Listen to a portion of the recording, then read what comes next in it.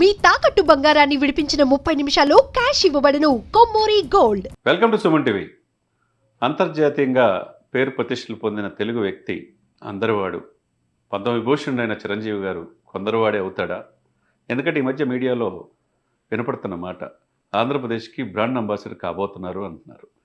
మరి ఎంతోమంది వచ్చి వెళ్తూ ఉంటారు. చిరంజీవి గారికి నో డౌట్ అట్ ఆల్. అదే సమయంలో ఒక రాష్ట్రానికి పరిమితం అవుతారా అనేది ఆ నోట వినపడుతున్నమాట. అది సుమన్ టీవీ వీక్షకులకు తెలియజేద్దాం అనుకున్నాం. చిరంజీవి గారి వ్యక్తిత్వం తెలిసిన వాళ్ళుగా, ఆయన దగ్గరగా చూసిన వాళ్ళుగా అనేక మంది చెప్తున్న మాట, ఆయన అందరివాడు. ఆంధ్రప్రదేశ్ ఆయనదే, తెలంగాణ ఆయనదే. ఈ ప్రపంచంలోని అభిమానులందరూ కూడా అందరివాడుగా కీర్తించబడినవాడు. ఎవరిని ఆయన విమర్శించినా ఎదిగే కొంది ఒదిగే లక్షణం ఆయనలో మెండుగా ఉంది. అబ్దుల్ కలాం గారు ఈ దేశానికి రాష్ట్రపతిగా ఉంచిన అబ్దుల్ కలాం గారే మన కూతవేటు దూరంలో ఉన్న బ్లడ్ బ్యాంక్ వచ్చి చిరంజీవి గారిని ప్రశంసించారంటే ఈ దేశానికి రాష్ట్రపతి అయిన అబ్దుల్ కలాం గారు. దాన్ని బట్టి అర్థం చేసుకోవచ్చు.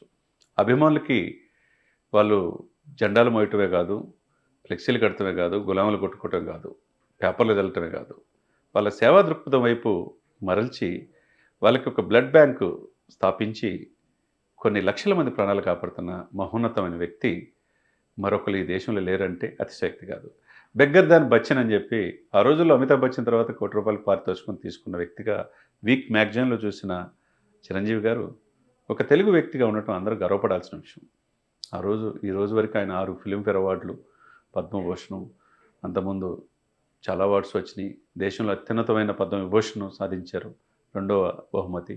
ఇంకా ఆయనకు మిగిలింది భారతరత్నే. అటువంటి గొప్ప వ్యక్తి ఆంధ్రప్రదేశ్కి, ముఖ్యంగా టూరిజం అభివృద్ధికి సలహాదారుడిగా ఉంటారా అంటే అది కాదు అని చాలామంది చెప్తున్నమాట. మీడియాలో చాలామంది వేసుకుంటూ ఉన్నారు. అదే సమయంలో ఆయన మోదీ గారు స్వయంగా సంక్రాంతి వేడుకల్లో ఆయన స్వయంగా పిలుచుకొని పక్కనే ఆయనతో కూర్చోబెట్టుకొని సంక్రాంతి వేడుకలు చేసిన వ్యక్తి. అదేవిధంగా ఒకవైపు పవన్, ఒకవైపు చిరంజీవి గారిని 2 చేతులు ఎత్తి ఈ ఇద్దరు అన్నదమ్ములు దేశానికి కావాలని చెప్పి కూటమి ప్రారంభోత్సవంలో మోదీ గారు చూపించిన వ్యక్తి. మరి ఇదే సమయంలో రేవంత్ రెడ్డి గారు ప్రతి చిన్న కార్యక్రమానికి కూడా తెలంగాణలో చిరంజీవి గారు లేనిదే చేయట్లా. అది పెట్టుబడుల విషయంలో కావచ్చు, ఎక్కడికైనా వెళ్ళే విషయంలో కావచ్చు, మా అన్న చిరంజీవి అని చెప్పి సొంత అన్నదమ్ముల బంధంగా ఉంది.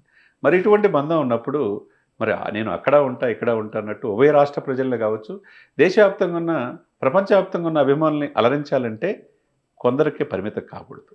కాబట్టి ఈయన నెక్స్ట్ లెవెల్గా మనం చిరంజీవి గారిని చూడవచ్చు. ఆయన ఎక్కడో ఉన్నాడు కాబట్టి ఒక రాష్ట్రానికి అంబాసిడర్గా ఉండటం అనేది పద్మవిభూషణుడు అయిన తర్వాత కరెక్ట్ కాదు అనేది ఎక్కువ మంది చెప్తున్నమాట. ఏదేమైనా కానీ చిరంజీవి గారి విఘ్నులు ఎప్పుడు ఏ పని చేయాలో ఆయనకి బాగా తెలుసు.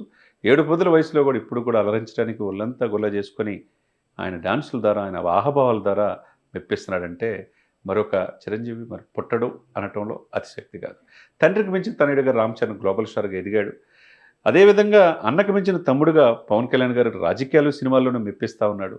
ఆ ఇంట్లో 8 మంది హీరోలు తయారయ్యారంటే ఆయన తీర్చిదిద్దిన శిల్పం, ఆయన తీర్చిదిద్దిన శిల్పి అంటారు కదా, అటువంటి వ్యక్తి చిరంజీవి గారు. చెట్టు చిరంజీవి అయితే భవిత బంగారమే.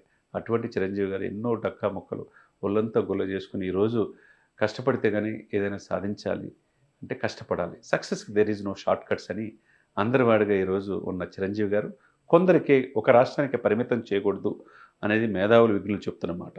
కాబట్టి ఏదైనా కానీ ఇప్పుడు వాల్తేరు వేరే సినిమా తీసిన బాబీ 2వ సినిమా 158వ సినిమా ఇప్పుడు షూటింగ్ జరుగుతుంది శరవేగంగా. ఎక్కడ కూడా డూపు లేకుండా 7 పదుల వయసులో 70 సంవత్సరాల వయసులో అభిమానులు అలరించడానికి తను కష్టపడతాడంటే ఉదయాన్నే లేచి జిమ్ చేసుకొని ఆయన తన బాడీని మరల్చుకున్న తీరు అద్వితీయంగా మనం చెప్పుకోవచ్చు. ఇంకోవైపు కొత్త హీరోల్ని ప్రోత్సహించడం, అదే సమయంలో ఇటు రేవంత్ రెడ్డి గారికి కార్యక్రమాల్లో పాల్గొనటం, అటు పవన్ కళ్యాణ్ గారికి తన వంతు సహాయం చేయటం, ఇవన్నీ కూడా ఏంటంటే ఈరోజు నెక్స్ట్ లెవెల్ వెళ్ళిపోయాడు. మోదీ గారి లెవెల్లో వెళ్ళిపోయాడు. దేశ విదేశాల్లో ఆయన పేరు. తెలుగు సినిమా ఇండస్ట్రీ ఎక్కడ సమస్య ఉన్నా చిరంజీవి గారే పరిష్కరించగలరు.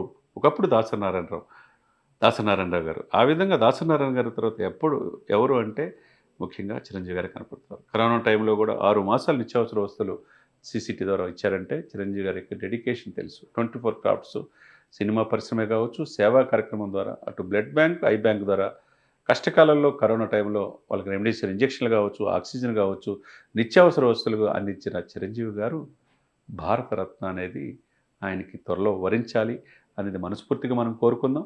కాబట్టి అటువంటి వ్యక్తిని ఒక రాష్ట్రానికి పరిమితం చేయకూడదు అనేది చాలామంది విజ్ఞులు మేధావులు చెప్తున్న మాట. ఏదేమైనా చిరంజీవి గారు అందరివాడు. అటువంటి వ్యక్తి మరొక వ్యక్తి ఈ గడ్డ మీద పుట్టడం అనేది అక్షర సత్యంగా మనం చెప్తాం.